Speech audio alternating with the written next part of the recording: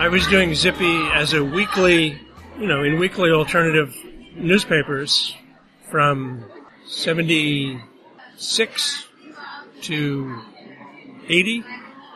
Well, beyond that, to 83, 4, syndicating it myself. When I was approached by first the San Francisco Examiner, where it was my local newspaper, starting in 1985, they asked if they could do Zippy daily, and I remember being taken aback by this idea because it was a weekly strip. So I said, you mean you want me to change my life for you? Yeah, that's a radical change day to day. What happened was in 1985, the Hearst organization, mainly Randolph Hearst, gave the Examiner to Will Hearst III as sort of a toy to play with. And part of his playfulness, he called me and he called Robert Crumb and Hunter Thompson. And he tried to get all of us to work for him. He was trying to turn into Rolling Stone, it sounds like. I mean, he was just literally just having fun. And I was the only one that worked out. Crumb did a series of about 20 strips with his wife, Aileen, but he didn't tone down any of the overt sexual nature of his work. So, of course, that never saw print. Hunter Thompson did, I think, maybe 3 columns, and then he literally had a gunfight with Will Hearst. He was that was him at his craziest. That's saying a lot. Yeah, he brought a gun to one of their meetings and fired. I'm sure he intended to miss, but... You were in a situation where the only thing you had to do to not get fired was to not shoot at your boss. Basically, yes.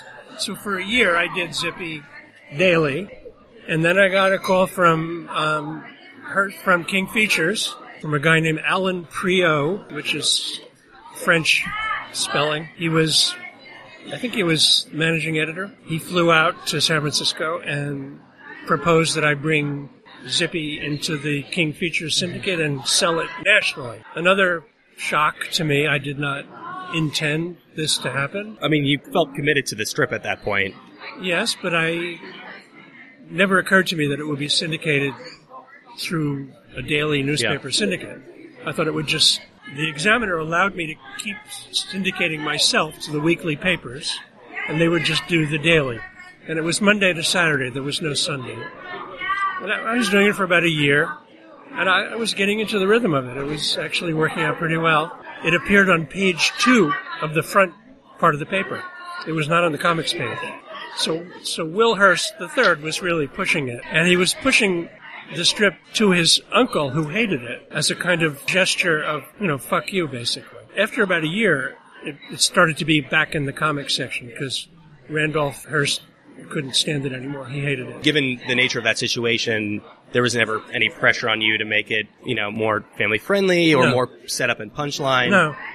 When I agreed to do it for the Examiner, and when I agreed to do it for King Features, I made it clear that, yes, I would not include 4-letter words or overt sex acts. But aside from that, it would be just as weird as I wanted it to be, and they never said anything different.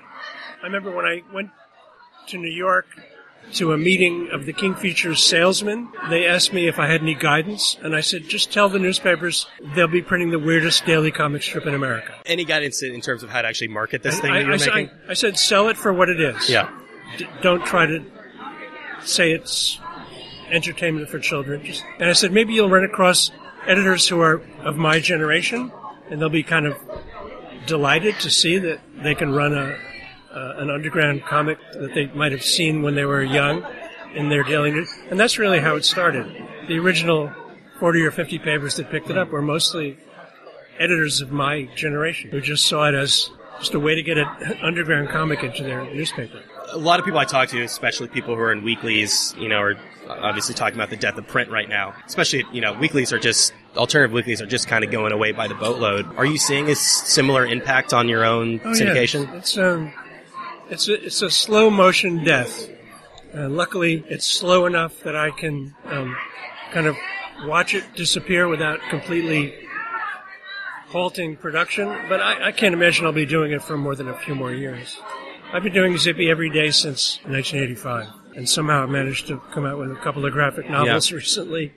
it's withering. The whole thing is withering. The fact is, there are still plenty of comic strips that are making their creators a very good living. But it also seems that in order to really make not real money, but really, really good money, you have to have something that's marketable and licensable that can be on T-shirts and mugs and... Yeah, or you just have to... There's a magic formula that I have no idea how to achieve. Yeah. Mutz makes Patrick O'Donnell a very nice salary.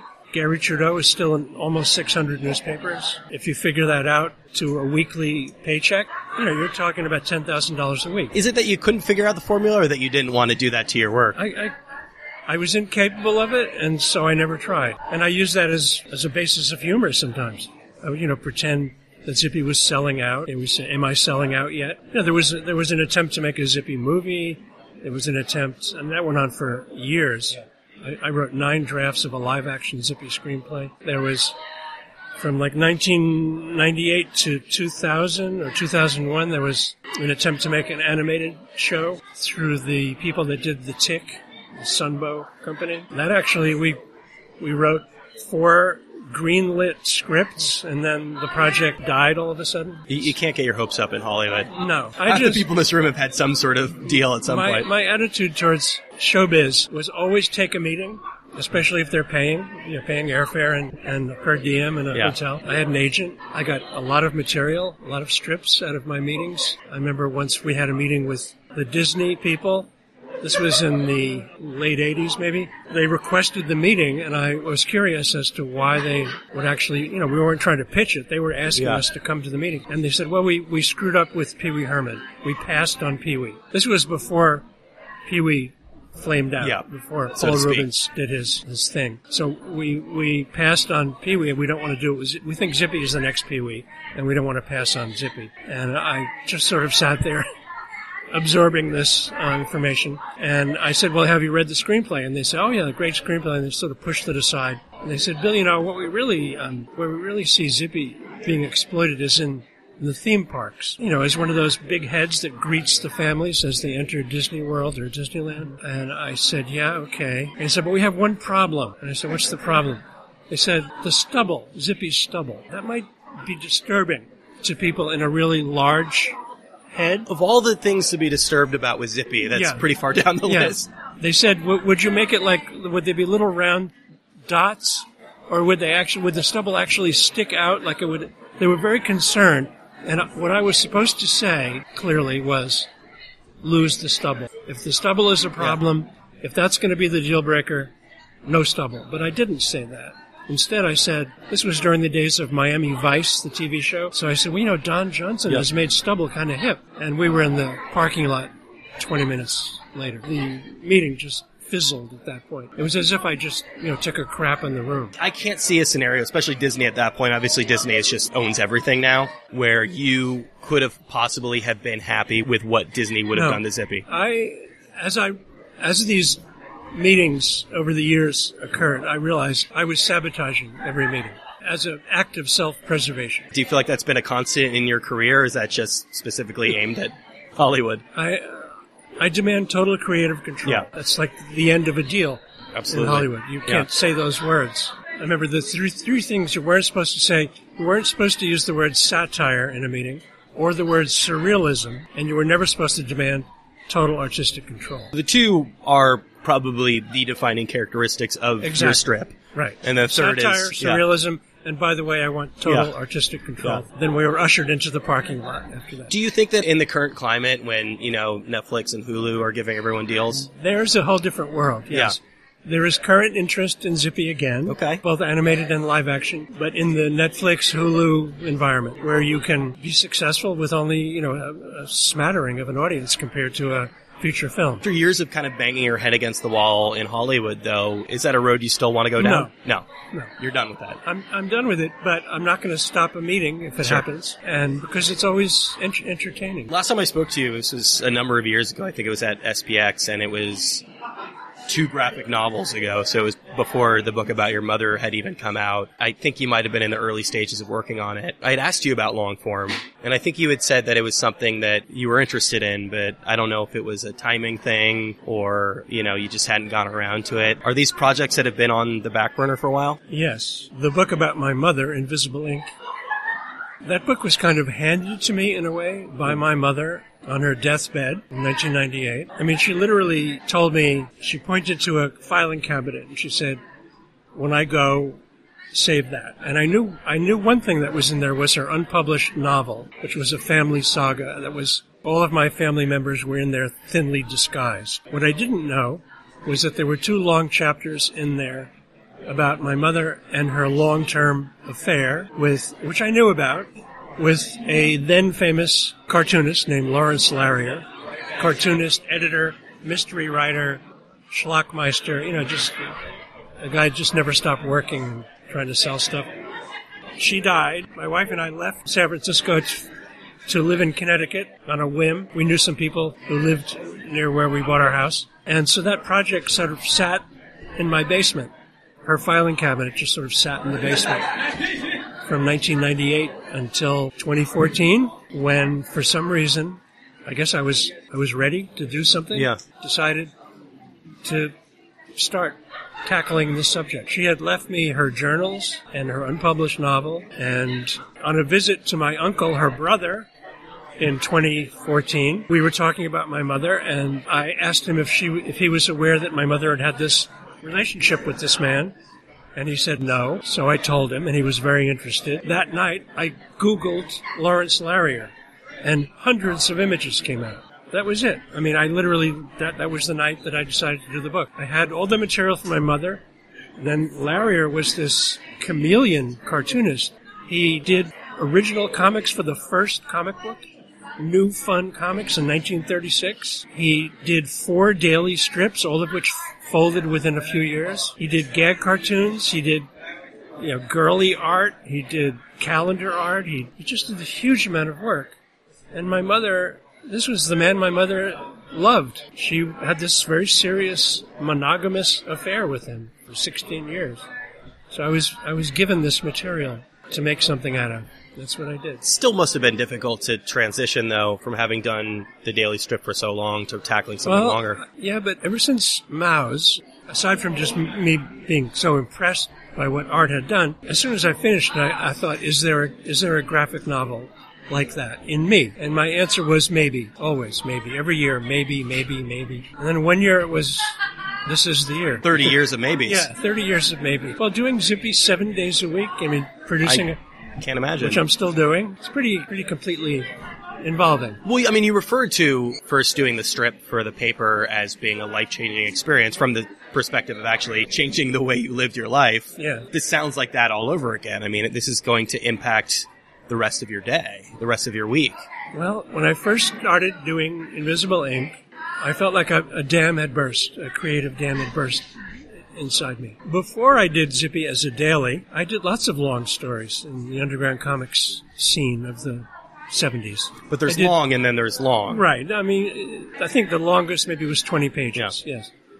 But I missed it. Sometimes in the daily strip I would do a continuity series where the story would actually follow from day to day for 2 weeks, 3 weeks, maybe 4 weeks. So I did have this urge to do long-form comics, albeit medium or short long form. But when I started doing Invisible Ink, it felt like it had been building. Something had been building inside me.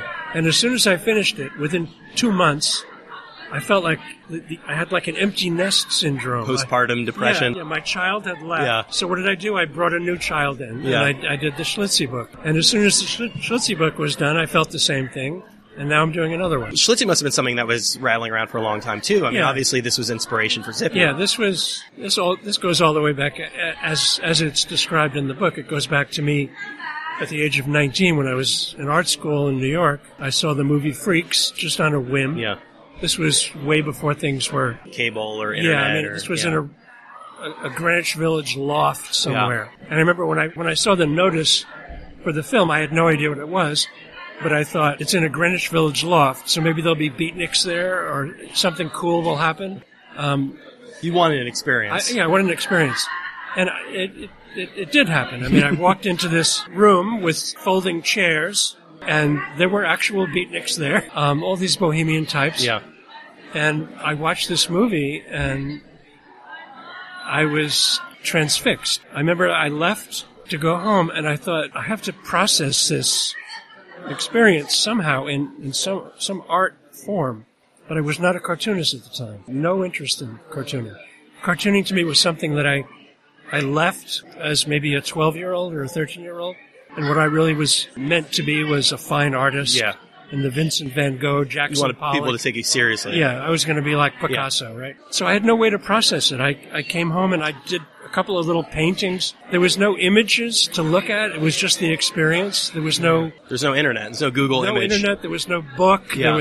I couldn't see. I didn't realize there were postcards of Schlitzie, but I didn't know they existed or how to find them. They were sold in the sideshow. You must have had that moment coming out. I mean, I've had this a few points in my life where I go experience something and come out, and it's just like, did that happen? Yeah. Was that just a weird fever dream? Yeah, I mean, it was part of a thing that happened to me quite often from the age of like 19 to 25. There were these two movie theaters in New York, the Thalia and the New Yorker. And that's where they first showed Marx Brothers and Humphrey Bogart movies. So these were probably big, beautiful theaters. Yes, big, beautiful theater. But they were like midnight showings, And I had similar experiences to seeing W.C. Fields and the Marx Brothers. I felt like I was like an acid trip or something. This is a level beyond Freaks. There's nothing like this in the world. Freaks was a little bit like watching a very professionally done home movie. Yeah. Very few people in the movie are actors. There were only a few Hollywood actors in the film. I didn't know it at the time, but Todd Browning himself, the director, had a sideshow background. So this was a world that he was very familiar with. This was a movie he wanted to make for years. Unfortunately, it destroyed his career because it was a total flop. The interesting thing about how Freaks flopped, it didn't flop because it was too weird or too strange or whatever. It flopped because reviewers and the general public were offended that they would have to look at these people. There was no sympathy for the people. They were just offended at having these people thrust into their awareness. How dare you? How dare you do this to us? It's a 180 from why people will be offended now. Absolutely. Totally different world. There was no sympathy for the sideshow people as, handicapped or doing all they could to make a living or anything. It was just general disgust. Why would you want to subject yourself to a film about sideshow people with physical deformities and weird sex lives or whatever? So, if you read, I've read all the reviews of the movie. There was only one positive review from the New York Times. If you're going to get a positive review, that's a good one to get one from. Very brief, but the other ones were all outraged. You touch on this a little bit in the book. Well, quite a bit, actually, both through your own perspective about, midway through the book, but also Schlitzie's experience touring around, that there was just something about him. He was surrounded by all these other people, all these other characters, but there was something magnetic or transfixing about him specifically. His default mood was happy. He was prankish. He was always having fun. That was his desire. And you have to remember, in the sideshow world, there's a very protective family kind of feeling among the sideshow freaks. And there's two levels of it. The level at which the sideshow performers are skilled, like a sword swallower or a fire eater or a contortionist, they feel camaraderie for each other. But then the ones who are physically or emotionally or mentally handicapped, like Schlitzie... People who, when you leave the circus, you're still like that. People who need care, they're even more protected and even in a deeper family sense that goes on with them. If Schlitzie had remained in his family, I would imagine he would have had a very short, unpleasant life. This was 1901 in the Bronx, an immigrant family. They would have probably hidden him away. There would have been a lot of shame attached to the fact that they had produced this damaged child. He would have not had a good life, I don't think. So how do you reconcile that? Because, again, especially in today's environment, a movie like Freaks is viewed as exploitation. Yeah, well... It sounds like, you're saying in his case specifically it was beneficial, but at the same time, you can see the problem in parading people out to look at their disfigurements, their disabilities. Yeah, but then who are the who are the real freaks? The ones on the stage or the ones in the audience? It's not a clear and simple act of exploitation that's going on. When the sideshows finally kind of died away, beginning in the 60s and then into the early 70s, when they really just disappeared, the people who were working in them couldn't understand how their livelihoods could be taken away like that. This was a viable career for a lot of people. Mm-hmm. Yes, people who probably couldn't get other jobs. Yes, someone like Schlitzie. I mean, Schlitzie had the cognitive abilities of about a 4-year-old child. But if you've ever interacted with a 4-year-old child, that's saying a lot. He had an emotional life. He had likes and dislikes. He had attachments to people. He was capable of all the emotions that a 4-year-old child are capable of, and then some. I mean, the man that I interviewed extensively who worked with him in the mid-60s, Wolf Krakowski, who's in the book, gave me insights into what Schlitzie was like as a person, really. Because Wolf traveled for 3 months throughout Canada. He was the manager of the bumper cars in the Conklin and Garrett Circus and Sideshow. But he roomed with Schlitzie in various hotels for 3 months. And this was a guy, he was 18 years old, but he was carrying around Jean-Paul Sartre's Being and Nothingness. That was his book for the summer to read. So he's a smart, sensitive young guy. He's like a real fun beach party guy. Right. He constantly got made fun of for reading that book in the circle. But he said things to me like, Schlitzie, after a day's work, Schlitzie would be given his fried chicken dinner, and he would listen to music, and he would sway to the music. He liked the early Beatles. He would listen to the Beatles. And then he would cuddle. He would cuddle with you. Wolf said it was like a very privileged feeling, and that he felt tremendous compassion for Schlitzie during these times. It is interesting because it does actually come across to some degree, I think, in the movie. Schlitzie's 2 or 3 lines in the film. It's actually kind of sweet. That was his basic nature. I happen to have, in my family, a microcephalic member. She's 12 years old. She's a distant relative. I've only seen her maybe 3 or 4 times. But she's Schlitzie. She is always happy and smiling. I'm not trying to make a Pollyanna thing here. I'm not trying to whitewash or whatever. This is who she is. And I think this is who Schlitzie was. Schlitzie's basic nature was playful and happy. At the same time, made him unhappy. He let you know that he was unhappy. One of the things he would do was he would mimic people around him, physically and vocally. The 12-year-old who's in my family does the exact same thing.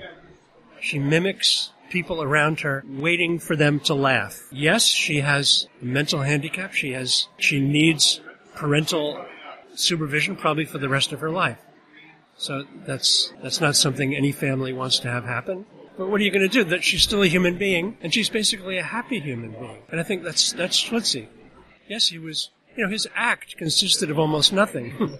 He got up on the stage, and these people, they're not called barkers, they're called talkers. Barker is not the word they use. And they would invent these elaborate stories for who he was. And then he would say, count to 10, Schlitzie, and Schlitzie would go 1, 2, 3, 4, 5, 6, and he would stop at 7 and look kind of happy. And then he would say, 7 is my favorite number. He would do a card trick, but he would hold a deck of cards out, pick a card, any card, and then he would say it was the 10 of spades. The entire deck was all the 10 of spades. He pretended to play the ukulele. He pretended to do a few magic tricks. But he basically was just there to be himself. A lot of people tried to make friends with him on the sideshow. They would try to talk to him and go backstage, and it was very appealing. Yes, he was tormented, and I asked his next to the last manager, Ward Hall, who is now 90 years old, gave me a nice interview, a couple of interviews. I said, what happened when Schlitzie would have been inevitably tormented occasionally? And I would imagine it was usually by teenage boys. And he said, you got that right. The worst people on earth. Yeah, he said Schlitzie would, after a certain point, if it got bad, especially when they threw lit cigarettes at him, which happened, he would go down on all fours, he would crawl to the edge of the sideshow stage, stare intently into the eyes of his tormentors, and say his catchphrase over and over, which was, you see? You see? And he would literally, now I'm doing air quotes, freak them out. They would take off. And the audience would turn on them at that point. And this happened, not every time, but it would happen. It also gives you an insight into who Schlitzie was, that he would do that. Obviously, Schlitzie and Zippy they're not the same. They share some physical characteristics, the moo-moo. Yeah, Zippy is a vehicle for satire. Schlitzie's a real person. Is Zippy sort of a cipher? I mean, what is it about Zippy that's had the longevity that he has? Zippy is my better half. I'm half Zippy and half Griffey. Until I created Griffey, Zippy might not have survived. I remember Art Spiegelman once said, this was like in 1974, he said, Bill, I like Zippy, but it's kind of like being stuck in an elevator with a crazy person. You're waiting for your floor when you can get out.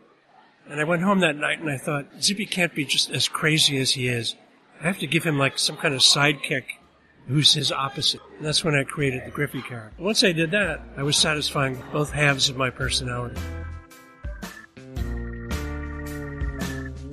There you go. That was Bill Griffith. Recorded that one a while back at the Mocha Fest in Manhattan. His fantastic new book, Nobody's Fool, The Life and Times of Schlitzie the Pinhead, is out now on Abrams' book, and I highly, highly recommend you check it out. And of course, Zippy is probably in your local newspaper. Thanks so much to him. Always a pleasure speaking with him. Thanks to you guys for listening to the program. If you like the show, there are a number of ways to support us. You can rate and review us on iTunes, Google Podcasts. We're on Spotify and YouTube now. Like us on Facebook. If you have any feedback on the show, it's rwildcast@gmail.com. Follow us on Tumblr. That's rwildcast.tumblr.com. And that's about all we got for now, so stick around because we're going to be back in just about another week with another episode of RIYL.